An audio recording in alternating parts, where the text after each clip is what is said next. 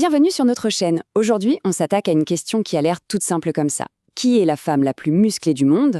Sauf que, vous allez voir, la réponse est super complexe.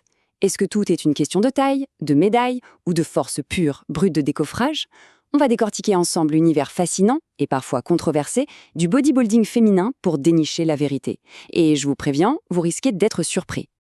Oui, parce que la question c'est, qu'est-ce que ça veut dire la plus forte? Est-ce qu'on parle de celle qui est la plus massive, la plus imposante visuellement, ou bien de celle qui a accumulé le plus de titres, de trophées?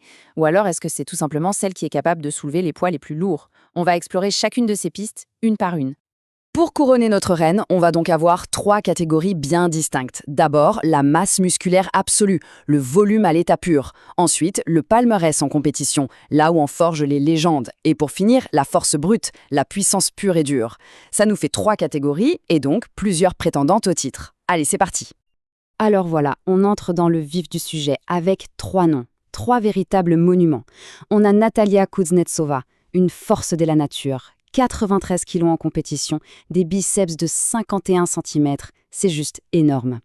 Et face à elle, Andrea Shaw, la championne du moment, et la légende vivante, Iris Kyle. Rien qu'en regardant ces chiffres, on comprend qu'on est dans une autre dimension. Ok, commençons avec notre première catégorie, la masse. Qui a le plus gros volume musculaire? Et là, franchement, il n'y a pas de débat. Un nom sort du lot et met tout le monde d'accord. C'est la Russe Natalia Kuznetsova, qu'on surnomme l'Amazone. Vous allez tout de suite comprendre pourquoi ce surnom lui colle à la peau. Le chiffre qui résume tout, c'est celui-là, 93 kilos. Attention, ce n'est pas son poids de tous les jours, c'est son poids quand elle est au sommet de sa forme pour une compétition. Pour vous donner une idée, c'est le poids d'un homme de belle taille, mais imaginez que tout ça, c'est quasiment que du muscle. C'est juste colossal, elle ne joue pas dans la même cour. Et si on regarde les détails, c'est encore plus hallucinant. Des biceps de 51 cm. C'est simple, c'est plus gros que la cuisse de la plupart des gens. Et ses cuisses à elle, presque 77 cm. Ce sont des mensurations qui défient l'imagination. On peut le dire sans se tromper. En termes de masse pure, de volume, elle est absolument inégalée. Bon, maintenant, on change de critère. Avoir de la masse, c'est une chose, mais gagner des compétitions, être reconnu par les juges, c'en est une autre.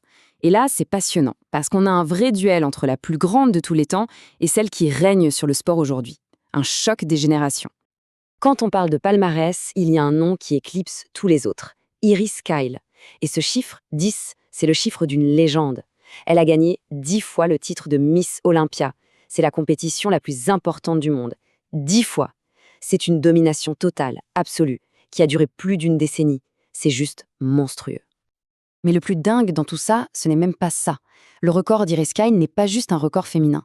C'est simple, aucun athlète de bodybuilding, homme ou femme, n'a gagné autant de titres à l'Olympia qu'elle. Elle a fait mieux que toutes les légendes masculines, comme Ronnie Coleman ou Lee Haney. C'est tout simplement historique. Mais voilà, l'histoire, c'est bien beau, mais il y a le présent. Et la reine actuelle, celle qui est sur le trône en ce moment, c'est Andrea Shaw. La compétition Miss Olympia a fait son grand retour en 2020, et depuis, elle a tout raflé. 4 titres d'affilée, c'est elle, la championne incontestée du moment, la femme à battre. Alors on a vu la masse, on a vu les titres, mais est-ce qu'on a vraiment répondu à la question « qui est la plus forte ?» Et si on mettait de côté l'apparence, la symétrie, les juges, pour se concentrer sur une seule chose, qui soulève le plus lourd, point. Là, on change complètement de monde, on entre dans l'univers du powerlifting. Et dans ce monde-là, il y a un nom qui fait trembler tout le monde, Becca Swanson. Pour énormément de spécialistes, c'est elle, la femme la plus forte de l'histoire, tout simplement. Son truc à elle, ce n'est pas la taille de ses biceps, mais les chiffres complètement fous qu'elle est capable de soulever. Regardez-moi ce chiffre. 387 kilos. C'est son record du monde au squat. Pour que vous réalisiez ce que ça représente, c'est le poids d'un piano à queue, ou de 5 hommes, sur ses épaules. C'est la seule femme dans toute l'histoire de l'humanité à avoir fait un squat à plus de 385 kilos. Là, on n'est plus dans le sport, on est carrément dans le surhumain. Maintenant qu'on a nos championnes, il faut qu'on prenne un peu de hauteur. Pour vraiment tout comprendre, on doit regarder derrière le rideau, dans les coulisses de ce sport. Le bodybuilding féminin, c'est une histoire super riche, pleine de moments de gloire, mais aussi de polémiques qui ont vraiment façonné ce qu'il est aujourd'hui. Cette petite chronologie, elle résume bien les montagnes russes qu'a connu ce sport. Ça démarre officiellement en 77, puis un âge d'or dans les années 80 avec des stars comme Corey Everson, et après, ça se complique. Le tournant, c'est 2005 avec cette fameuse règle des 20%. En gros, les juges ont demandé aux athlètes d'être 20% moins musclés pour avoir un physique jugé plus féminin. Imaginez la polémique. Heureusement, le sport a fini par renaître de ses cendres en 2020 avec le grand retour de Miss Olympia où on célèbre de nouveau la musculature sans compromis. On ne peut pas parler de ça sans aborder un sujet délicat, mais indispensable, les stéroïdes. Soyons clairs, au plus haut niveau, c'est une réalité du sport. Et chez les femmes, la prise de ces produits peut avoir des conséquences et des effets secondaires importants, comme se lister ici. C'est le côté plus sombre de la performance, mais il est important d'en parler. Et cette phrase d'Iris Kyle, la légende, est très juste. Elle ne se cache pas, elle dit que oui, c'est répandu à ce niveau de compétition. Mais elle rappelle quelque chose de fondamental. Les produits, ça ne fait pas tout. Sans un travail de forçat, une discipline de tous les instants et surtout une génétique de départ favorable, ça ne suffit pas à créer une championne. Bon, on a fait le tour. On a parlé masse, titre, force pure, histoire. Alors, on en revient à notre question du début. Qui est la grande gagnante de notre comparatif? Eh bien, vous l'avez sûrement compris, il n'y a pas une seule bonne réponse. Ça dépend vraiment du prisme par lequel on regarde.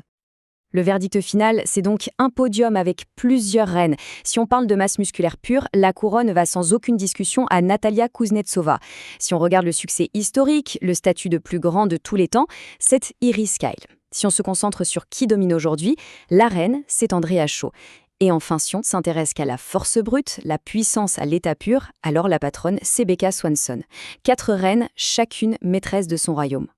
Du coup, je vous retourne la question. Maintenant que vous avez toutes les cartes en main, pour vous, c'est quoi le plus important? Qu'est-ce qui définit le mieux la femme la plus forte? Le volume ahurissant de Natalia? Le palmarès inégalé d'Iris? La domination actuelle d'Andrea? Ou la force surhumaine de Becca? Le débat est lancé. Dites-moi tout ça en commentaire, j'ai vraiment hâte de lire vos avis. Si cette analyse vous a plu et que vous avez appris des choses, le petit pouce bleu fait toujours plaisir. Et surtout, abonnez-vous pour ne rien rater des prochaines. Merci d'avoir regardé et à très bientôt.